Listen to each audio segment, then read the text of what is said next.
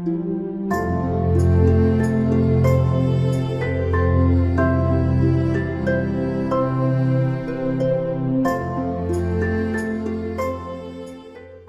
this evening, my friends, to discuss with us on the signs of mental health challenges in young adults is an eminent personality.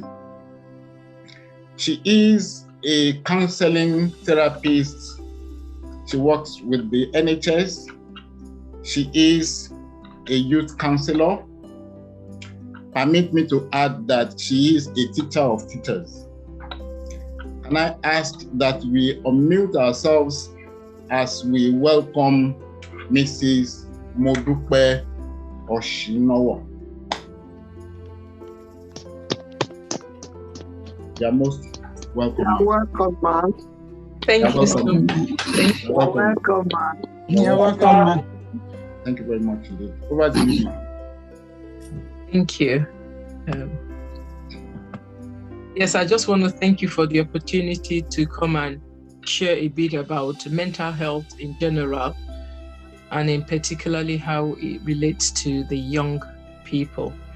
And I hope that at the end of today's session, we would be informed, be more aware.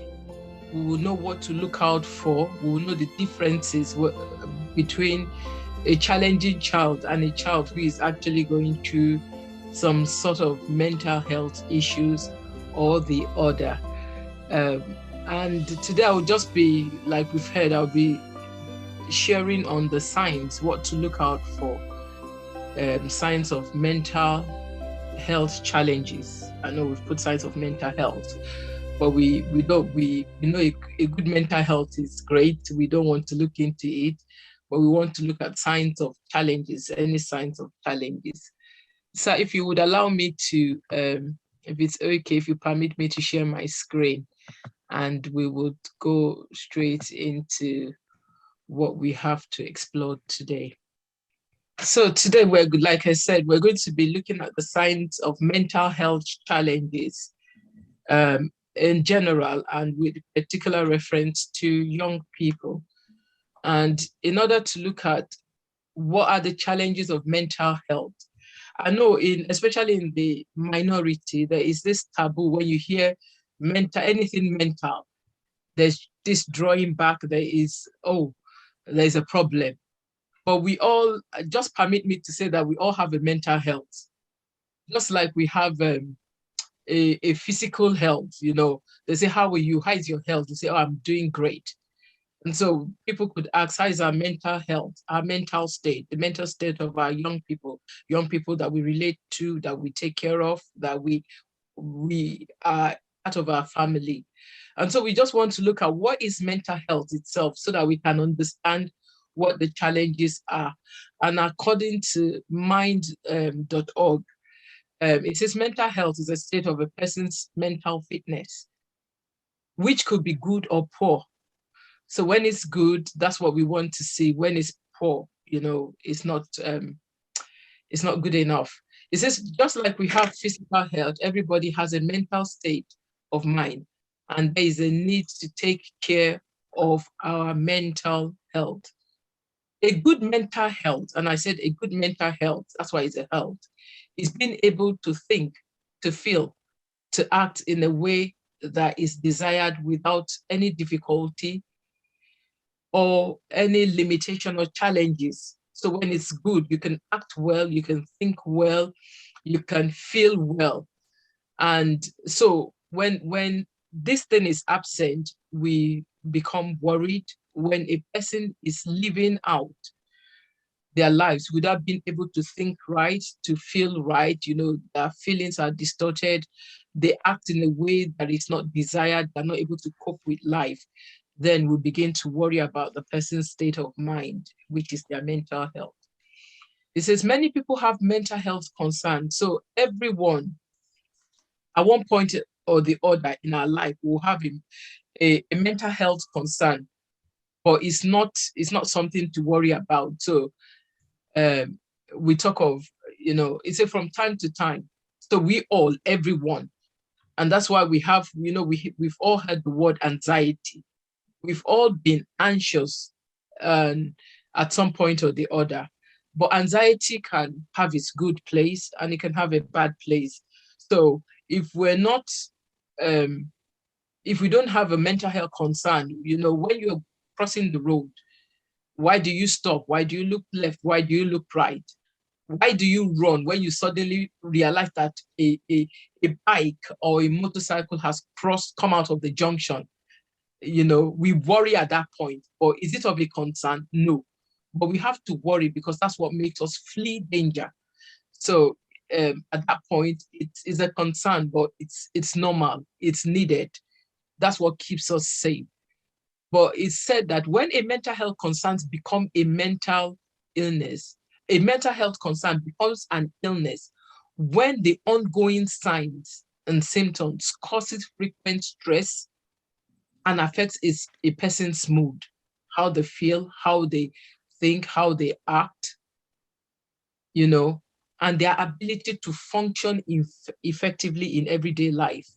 So when it's okay for us to get to the junction of our street and see a car coming and flee.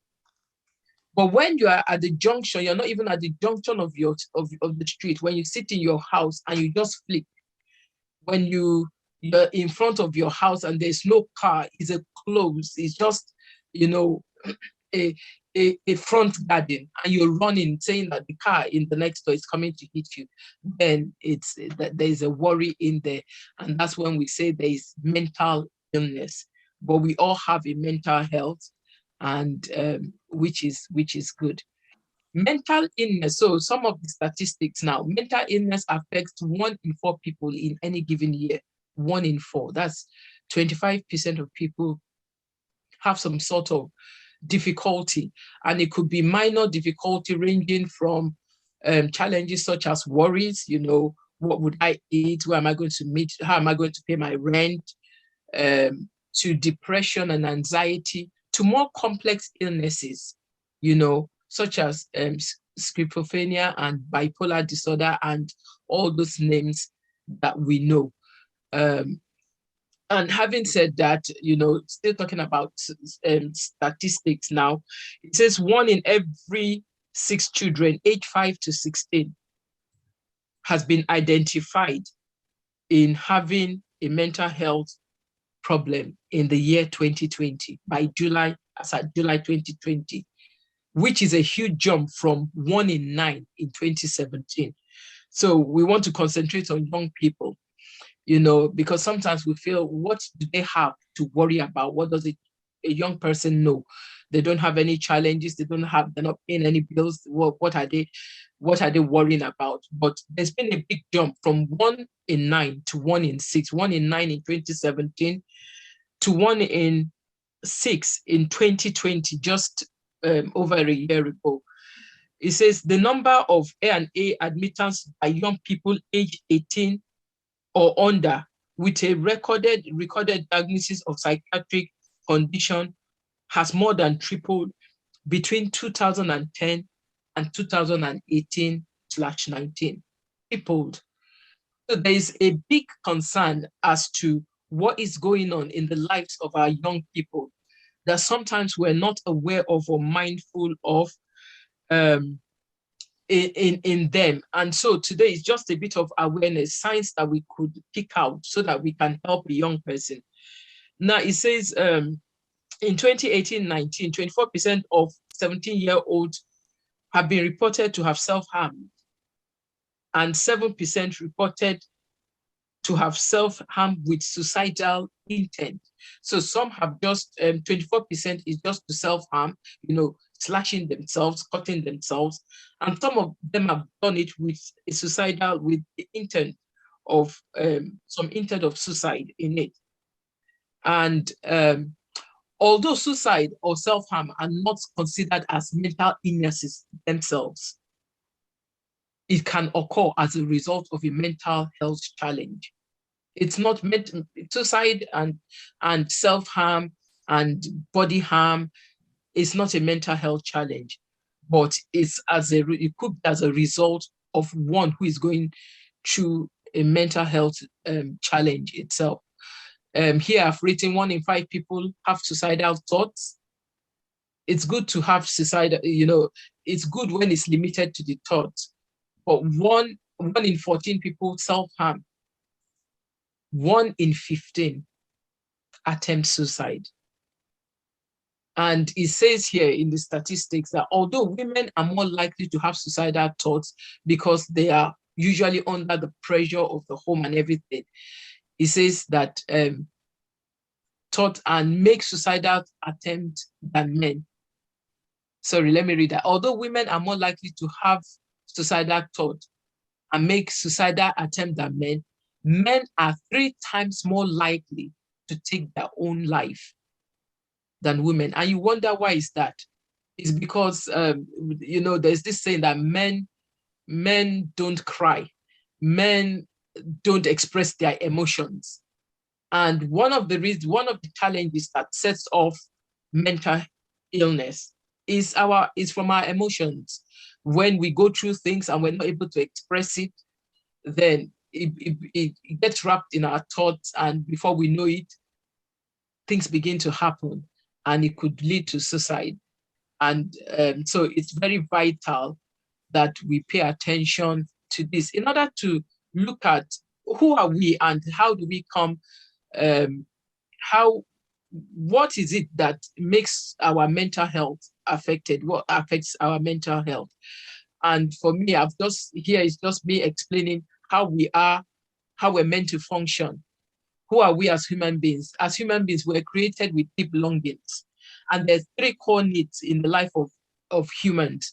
And that's 1 for security, for self-worth, and for significance. I call them the 3 S's. Security, self-worth, and significant.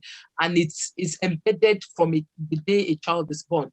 That's why you see a baby, when mom, who is cuddling her, leaves her for a stranger, they cling on. They want that security, they want that protection. A child grows up to want to be acknowledged, to want to be appreciated, want to build their self-worth. And they want significance. They want to be recognized. They want to feel recognized. They want to feel important.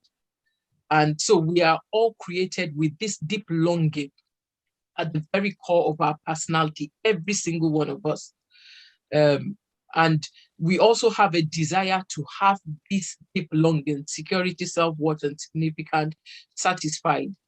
If these longings are not satisfied in an individual, they feel very overwhelmed. They may feel very overwhelmed, entertain suicidal thoughts or tendencies, and sometimes even suicidal actions.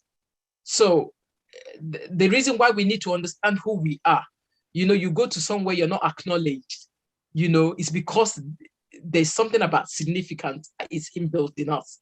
And you're thinking, why is nobody acknowledging me? I've just sang well. Why is nobody, why are they not praising me? Your self-worth. You go to somewhere you think, oh, I don't know anybody here. Am I safe? Your security. And so these things just come up in us, naturally. It's part of who we are. Amen. Oh, sorry. So, oh dear, what have I done now?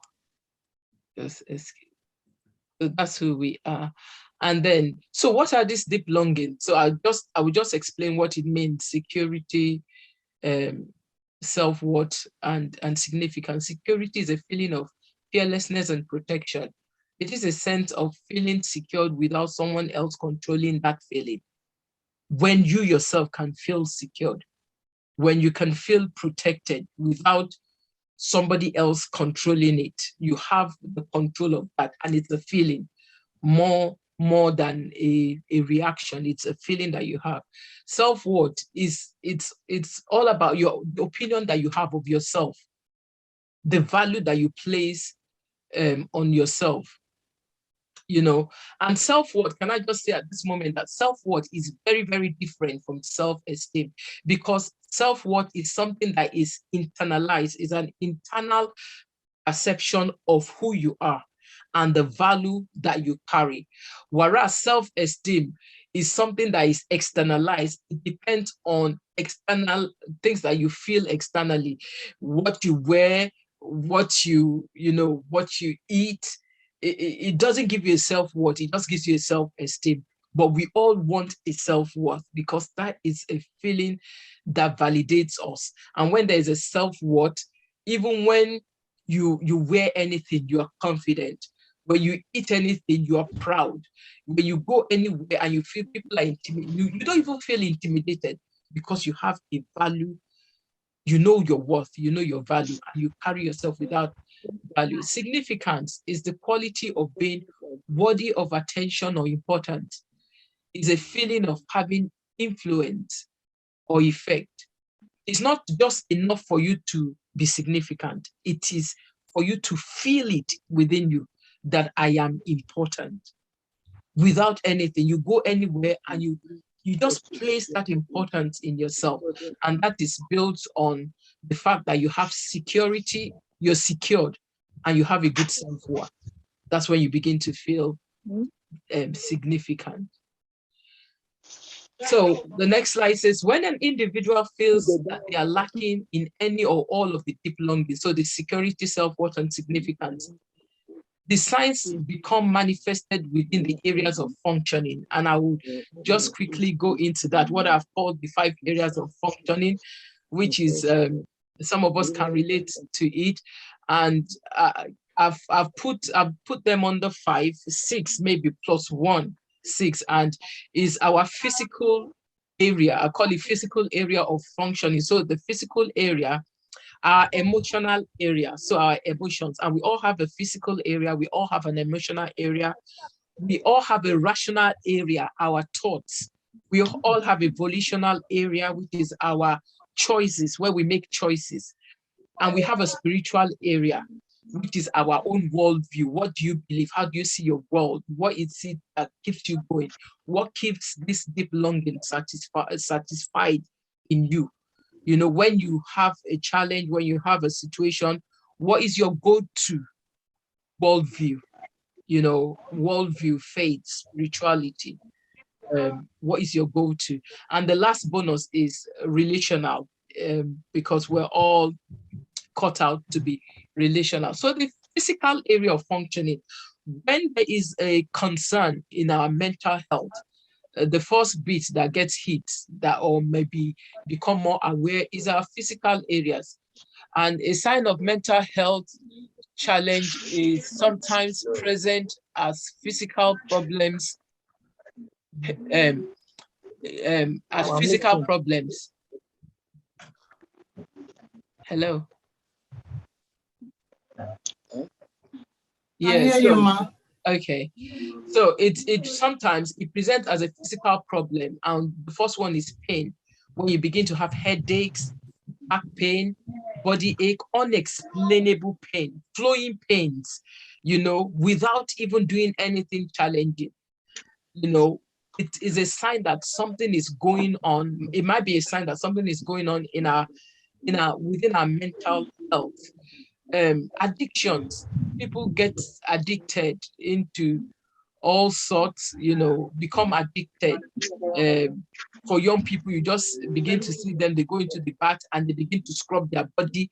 If their significance is or their self-worth is diminished because of how they feel they look, or if they feel they are too dark or too fair, and they go into the bedroom, they begin to, you know, they bath for 1 hour, they're not coming out because they feel they have to scrub off to become who they want to be, you know. So, and it can become an addiction. Comb the hair, they feel if I comb my hair 20 times and it's nice and smooth, then it's okay. It can lead to, you know, OCD things. Another physical evidence sign is self-harm and bruising. A child will just suddenly sit down and bite, you know, they take whatever and scratch themselves. They want to just see that blood. Hello? I'm listening. With you, man. Okay, so they want to see, they self-harm themselves, and, you know, they bruise themselves. Some people just peel off their hair, you know, you just want to feel pain. so that they feel that once there is the pain is eased, then there's a relief from whatever challenges that they're going through. Another evidence is on healthy sleeping pattern. It's either they're not sleeping well or they're sleeping too much. So a child is just feeling sleepy, wants to sleep, does not want to engage in anything but sleep, or they do not go to sleep in the night. They're walking up and down, looking for something to do, disturbing the whole house. Sometimes it's not like they are naughty, it's just that there's something going on for them. Unhealthy food habits also, either children not wanting to eat. This also has to do with mental health in terms of dysmorphia, body dysmorphia, and they feel, oh, I'm too fat. You will see a very slim girl, slim, maybe a size 8, who is saying I'm too fat, and they will stop eating. That's because something is going on in their mental health. And we shouldn't take it for granted. Or maybe you have a child who loves their food and all of a sudden say, I'm not eating, I don't want to eat. We need to check where is this coming from? What is happening with this child? And sometimes the child indulges in food, just eats and eats and eats. So it could be either way. Sometimes it could be drugs or alcohol. They get linked to alcohol, and these are some of the signs of a mental challenge in the physical area. These are things that we could see. And I would like to say that if one or two of these things are present in a young person or even in anyone around you, please don't take it for, why are you just eating, or why are you always sleeping? Let's say the child who never used to eat just eats everything, whatever you buy, they gulp it. Before they finish one food, they're looking for another food. Please don't take it as the child is greedy. Let's pay attention and get help. And maybe they finish eating, they go back to bed, they sleep, or let's just pay attention to that physical sign. Another area that we look at and find signs is the emotional area of functioning. Emotion. I cannot overemphasize emotion. I think this plays out in our moods and everything. And like I said, good mental health is when we can think, feel, and act, appropriately, desirably, like we want to. So emotional area, when a person begins to feel sad, they just feel sad, they feel down, then there's something happening. There's something going on. And they just say, I feel sad, I can't explain it. A child is feeling low in the midst of a group of people. There's something going on. When they feel, when there's a feeling of hopelessness, when they're feeling, oh no, I'm not worth it.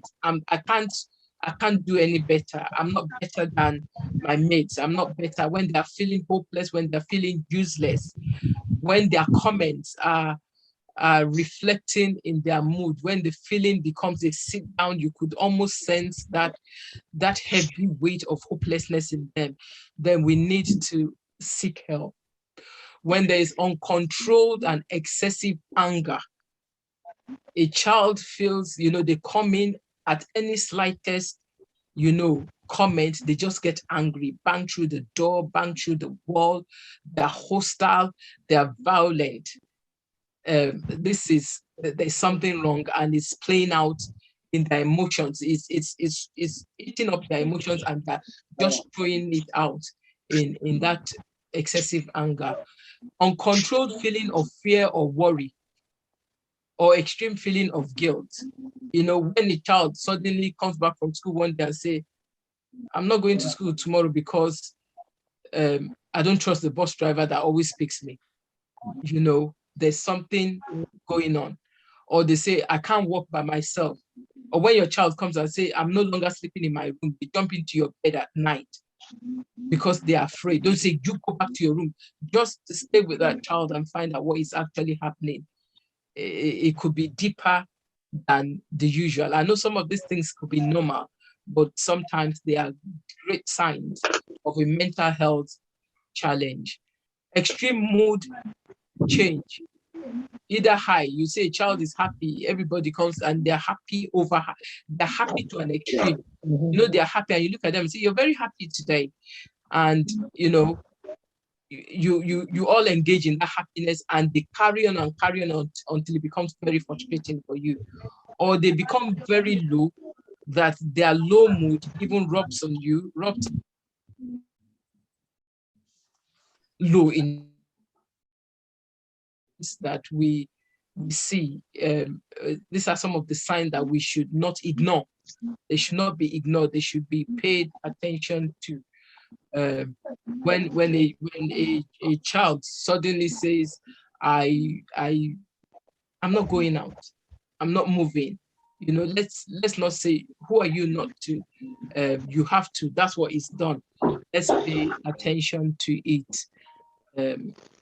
Then, so the rational area. So this is our thought processes, and I put what we call automatic negative thoughts, and it could be a process which leads to confused thinking or reduced ability to concentrate. So automatic negative thought is when a child is always negative. And sometimes it comes out in, I'm not good enough. I'm not like A, I'm not like B, I'm not like that boy in my class, I'm not like that girl in my school, I'm not like my brother, I'm not like my sister. This life doesn't make meaning to me. There's something going on with them. They have lost their self-worth, their significance, and it's beginning to take root even in their thoughts. And they begin to have this negative thought. Nothing that you do is appreciated. There's this self-talk of, I'm not good enough.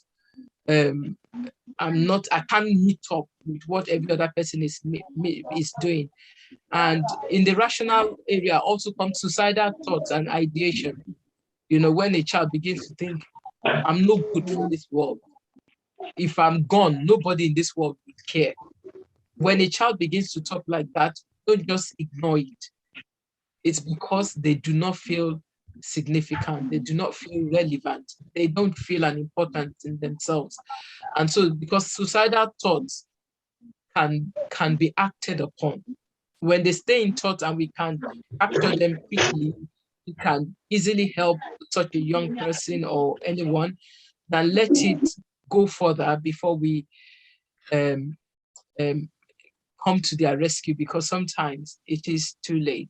And having said that, I would like to say that suicide, when a child commits suicide, is not something, is not an immediate thing. It's something that would have been, it takes a process. These signs would have been there. A child is saying, no, I don't feel good. I don't think anybody wants me in this world. Those are suicidal thoughts. That means I'm better off being outside of this world. I'm better off giving it up. So please, any talk, especially if it's, sometimes young people don't talk and it's more challenging, but not talking also is a sign that something is wrong and we need to seek help at that point. And sometimes, we really need to engage them to get them to talk. And if we're parents and we can't talk to our young people, let's get them outside help. We have youth counselors and young people's havens and places where they can meet with somebody that they can easily communicate with. Trouble understanding or relating to situation and to people. When they have trouble relating to situation, you say A, they say B. You say one thing, they don't just understand you. That's a sign, and it shouldn't be ignored. The volitional area of functioning, this is our choices. When our emotion is being affected, when the thought is becoming negative, definitely the behavior, which is the choice, it's not going to be something that is positive. And so by the time thought of I'm not good enough, one of the signs, is that there is a withdrawal from friends, families, and activities. When your active child, young person begins to withdraw from the things that they usually enjoy, please stop. stop, and find out what is going on at all cost. Because it's a great sign, and by the time they begin to withdraw, they are really coming out. It's getting deep. It might not be very deep, but it's getting deep, because they will have thought it through, they will have felt it, they will have thought it in their mind, and the next point of action is the choices they make. I rather stay away from people. Let me begin to eliminate myself. And for somebody who has thoughts of acting on a suicide plan because they are just fed up, would want to eliminate, they want to get rid, they want to be on their own, so that they feel they won't be felt when they are no longer there. And so withdrawal is one key that we have to pay attention to. When they are significantly tired, they come and say, I feel tired. Have you eaten? Yes. Have you slept? Yes. But they wake up tired, they go to bed tired. Low energy, and then problem sleeping. These are key signs that shouldn't be ignored at any point in time. Detachment from reality. And there are a lot of children who are detached from reality. Children can come and say, oh, you don't love me. For children with their parents, I hear a lot of children will say, my parents don't love me, they don't care, they're so selfish, they only care about themselves, they never get me what I want. And this because what they want is very expensive, and they're thinking if they love them, then they will get it for them. It's almost like a manipulation, but it's because they are detached from the reality of life. There's something wrong, and that's why they become they begin to process their thoughts in that way. They become paranoid. Sometimes they can hallucinate, and so these are signs not to be ignored. When a child is saying, I don't want that, I don't want this, it's not to be ignored. Also, inability to cope with daily problems and stresses. They can't cope with schoolwork. They can't cope with house chores. A child who has been able to sit down and do their homework suddenly feels it a big burden, a challenge to just do a piece of work. There's something that we need to pay attention to at that point. I'll go to the relational. I've skipped the spiritual bit, area of functioning. I will just talk to humans as relational beings. And as relational beings, when all these things, when the physical body is not okay, when the emotions, the thought processes, the behavior choices is messed up, then it affects our relationships. You begin to have problems understanding and relating to situation and to people. You're always fighting all your friends. Let's say you have a young person and they say, oh, how many friends do you have? 10. How many of them do you get along with? They say, all of them are such a nuisance. Now you begin to wonder, the child's mother is a nuisance, the father is a nuisance, all 10 friends are a nuisance. Is it the people or the young person? But it's because they are going through things, then they begin to have trouble understanding and relating to situations or to people or to friends. Like I said before, they withdraw from friends and activities. They can't cope again. They don't want to make new friends. They don't want to go out again. They avoid, they become avoidant. They avoid either mixing or meeting with people or making new friends. Where they used to go before, they choose not to go there. That's about lack or loss of friends. They begin to, the friends that they have, they will have had one issue with them or the other that they are broken with. And you just hear them say, I don't have any friends. And you wonder, how did you get yourself to a place? It's because of everything that is been going through, because they can't relate and everything. And so relationships begin to break and have challenges every now and then with people that they relate to. The relation bit, they prefer not to be with anybody, even families sometimes. They want to stay by themselves. They want to be alone, even if it is lonely. You know, they will come out and say, I feel very lonely, I feel all alone, but that is where they want to be, because they feel, I really can't relate with anybody. Nobody understands me. Nobody knows what I'm going through. So they want to stay in their little bubble. But the earlier we bring them out of the bubble, the better. And I said, spiritual area of functioning. What is their worldview? What does the young person believe? What do you, as an adult who have a challenge, believe? You know, what is your go-to area? Sometimes being able to identify that the source that can fill your deep longing would help in, you know, in recovery from any mental health challenge. In conclusion, mental health illness has become very prevalent in young people. So I just want us to note that before I did my training, I never knew that a 5-year-old could be going to therapy.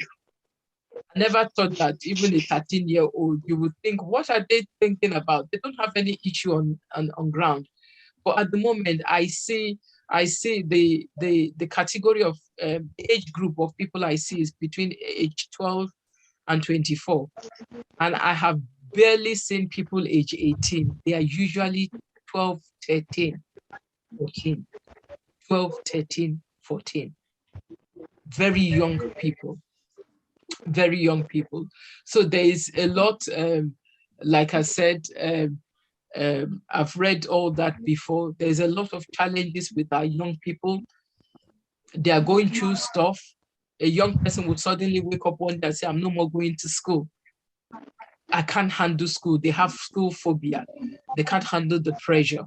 It's because there is something wrong with their young person. So how can I help? Sorry, that's supposed to be a don't. Don't be quiet. Speak up or cry out. Seek help. If it's your child, if it's your young person, you know, take them to the GP, get referrals, tell them this is what is going. There's what we call the CAMS, you know, get necessary help from the GP, from CAMS, the child and adolescent mental health services, child and adult mental health services. They will deal with all these things. They know how to monitor the child, how to assess the child. You know, we have youth counseling centers. I would almost think, I've not done my research, that every borough should have a free youth counseling center. I work with the NHS, sorry and Border that I work with, it's free. It's free referral. You can refer your child or your young person into the system, into the center. They can refer themselves to the center. And usually a young person is more freer when they are speaking to someone who they don't know. They feel they are not going to be judged. They're not going to be condemned. And, you know, the amazing thing about young people is that they are not as complicated as adults. You know, I run a six session. We usually run a 6-session counseling, free counseling, and many times within that 6 sessions, a young person would have rediscovered themselves, become aware of their challenges, even though they live with fear after maybe the 6th session, or if we double it up to 12 sections, they live with the fear of, oh, I'm leaving somebody who has helped me so far. But by the time you say to them, you can refer yourself back, and they do so immediately. By the time we get back to them and say, okay, you've now come to the top of the list, you hear comments like, oh, I'm okay, I'm good, it's been okay. And they're actually very okay. So when we catch our young people on time, they're easily, because they're so open and they don't have a lot of things to worry about, they can deal with their challenges. We can help them figure it out and define the solution to bring them into the mental wellness that we desire for them. And that ends my presentation, and I can take any questions that we may have. Thank you. Thank you so very much indeed. Pastor Mrs. I must say that we're all blessed by your presentation. I took notes, and at a point I lost count, because you digged out so much for us this evening. Before I open the line for people to ask questions, let me quickly pass one or two comments or comment on what I've put down here. To start with, it's like we all have parental responsibility towards these children. That is something I've picked from your presentation this evening. Does it mean then that because quite often they express what they feel, directly or indirectly, is it then a question of out of the abundance of their hearts that they speak out? I want you to comment on that.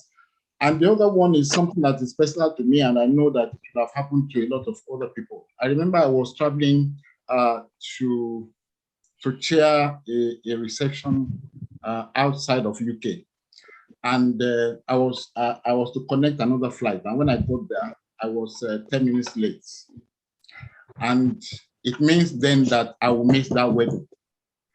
And as a matter of fact, I did a lot of display at the airport that day because it wasn't my fault. But then there was nothing anybody could do. So while you were doing your presentation, I was now imagining how I felt that day, the things I did. Does it mean then that I was going through some mental health issues? So can we just have your comments on this before another thing I want to say is it means that it doesn't really matter the age of this young ones. It does not matter. They can express it, they can behave it at any given time and in any form. Thank you, sir. For the young people, yes, a lot of young people. Now, let me just say this. Some young people will not speak. I've had a few young people that have come into my sessions. I will not speak, and I've had to discharge them because it's a collaboration. I'm not there to teach them. If they're not open, I'm only there to explore with them, to make them self-aware what is their problem, to make them see. And so there's sometimes that a young person wouldn't talk at all. That's no matter what you do. It would take a process for them to get to a place where they want to talk. But most of the time, young people speak. They express how they feel. And they are not hypocritical about it. They're not pretending. When a young person says, I hate this world, please stop and tell them, what is it about the world that they hate? Let's not just think they're just saying something. Sometimes they're giving us clues and signs. And so they speak as they feel because they don't have enough, I would say maybe energy to store all the troubles that they're going in without being able to pour it out. Like the grown-ups can contain. They don't have enough in their container to absorb the things, so they would speak out. So yes, they speak out from the things that they are experiencing, from the challenges that they're going through. Yes, and for the experience of the airport, it wasn't a mental illness, but it was a mental concern. That's why I said we all have had some mental health concerns, everyone has. You're going for an exam and you just realize you're stuck in traffic. And you become anxious at that point. You will be worried. Your tummy, you have pains in your tummy. You just get unsettled. Some people would sweat. It's a concern at that moment, but it's not an illness. It is an illness when it is ongoing and unbearable and uncontrollable. So yes, sir. That was some kind of concerns. Someone put a question in the. Oh, sorry. Yeah, I was going to say that, which explains that we all have a mental health concern at some point in our life, but then it's just a concern. It's not. It comes and it goes. Or like you see a child wanting to cross a road without walking and a car is coming. What would you do? You would have spun to you just spin into the road to grab the child before you think, where did I get that speed from? It's a concern at that moment. You act, but it's positive, it's good. And sometimes it's negative because it's not favorable. Okay. Thanks very much, Dave. Someone put a question in the chat box. If a child is being bullied, the question stops there. I guess, how do we support such a child? We now, for a child that is bullied, the child will be living in a home, and we should understand our children. Sometimes they give us clues, especially if they are much younger. If a child is bullied in a primary school, I think primary children will talk. My friend said, I'm bad. My friend said my nose is ugly. That is a bully. You know, some of us might say, is your face ugly? And the child will say no. Then ignore it. But that's not a good, it's good, you know, but it's not the best response. It's to find out who was it that said it. And sometimes we have to go back to the school and, you know, without a better word, fight on behalf of our children who can't fight. Go to the school and say, this is what has been said to my child. This is the beginning of something that is being played out in the child's life. And could you please address that child or inform the parents so that they could monitor their child to stop that act of bullying? You know, many times we deal with it with the child, but it needs to go further into the school. And there are many examples, like, you know, for the minorities, you might see a child call a minority names and tell them that they're not good enough. Now, if it's not dealt with, that child will begin, because they are young and they're innocent, will begin to think, oh, maybe I'm not good enough. Maybe that child is better. If we don't go back and address it in front of the child and address it in the school, it can have a lasting impact on that child. So please, if your child is being bullied, don't just sit back. Go and find out what is happening. Who is it? A group of children that are bullying them? What is the root cause? Let the school know. Fight for that child, you know, so that because being bullied, it's very bad. It's the impact of being bullied on a child. One day they will just wake up and tell you they're not going to school. It just robs a child of everything that they're meant to be. And if we nip it in the bud from the beginning. Thank you very much indeed. We have just a few minutes to round up the program. The floor is open for a few questions, please.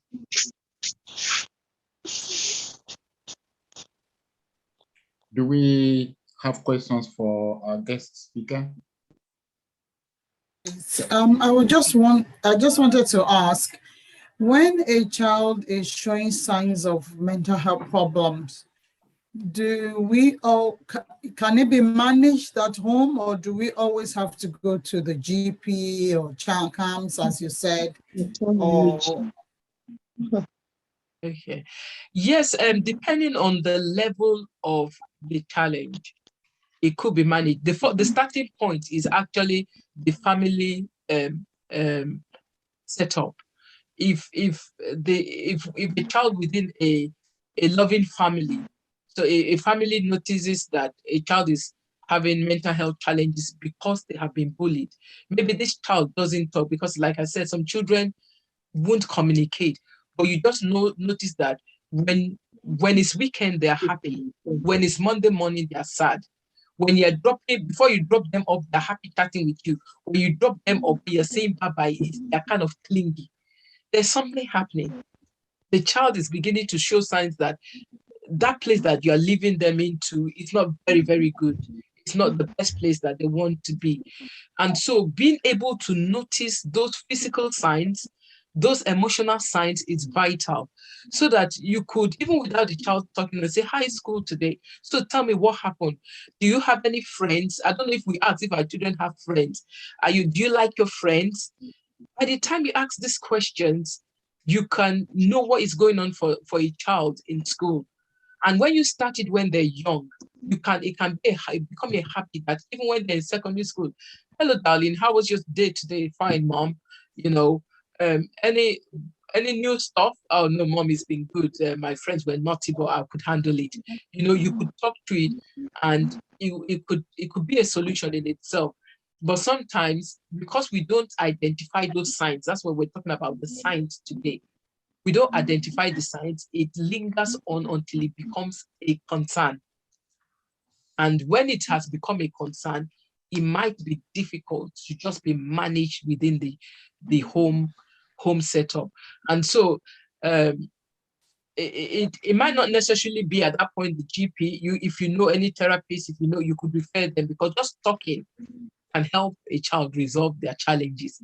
And that is what counselors are. The counselors are trained to stay with people with challenges and help them navigate their way, not tell them, help them navigate their way through whatever they're going through until they find the solution that they desire. But when it becomes very chronic, bipolar, mood swings and everything, then we need to involve the GP and possible the mental health services, because it is. Can I also ask, Ma? I'm a Christian, and obviously, Reverend Tony is a reverend, so we have a few Christians in the house. If a child is exhibiting mental health problems, is it demonic attack? Is it spiritual matter? Is it something that should we think is more spiritual than physical? How do we handle it when we take them to the GP, and if they're giving medicine, like you said, a 5-year-old exhibiting mental health problems and all of that, should we give them the medicine or just pray about it, or how do we deal with such situation? Now, when it comes to mental health in children, a GP would not recommend medication for anyone under the age of 12. CAMHS wouldn't see anyone under the age of 12. So that's why I said when they are children, it's better managed in the home, and maybe the best of it would be to get a therapist, to get a counselor to speak. So because most of the time is speaking. So they will not, it's difficult because even medication has its side effects, and no GP would want to just, oh, you're depressed, let's give you SSR or whatever to sort you out. There's going to be the investigation, there's going to be all the diagnosis to find out what is happening with the child. But most of the time, before it gets to that chronic one, which sometimes comes up when as they grow up, it's the being depressed, low moods, anxiety, panic attacks, which good talk, understanding talk, and self-awareness can often help in young people because of their openness. Thank you very much indeed, Ma. We may not be able to take any more questions. In the meantime, on behalf of every one of us here, I want to say huge thanks to you, Mrs. Oshinowo. You've given us so much to go home with, and I want to believe that we have all learned a lot. Very soon we will invite you again, because I know that you didn't actually finish it. Thank you very much indeed. Our next meeting is going to take place probably the last Friday or last Wednesday of January. Can I ask that we please check our website www.comeletus.co.uk so that you can visit again and listen to the presentation of tonight. In the meantime, I want to say thanks to every one of us. Thank you so much, Mrs. Da Silva from the US, Justitino from Nigeria. I can see Masha and the host of people here. I want to say thank you. I may not be able to mention everybody's name, but I want to let you know that I appreciate your joining. Can I ask that we please unmute ourselves and wish ourselves Merry Christmas? Can we unmute ourselves and wish ourselves Merry Christmas, please? Merry Christmas. Merry Christmas. Merry Christmas, everyone. Merry Christmas, everybody. In advance, God bless you. God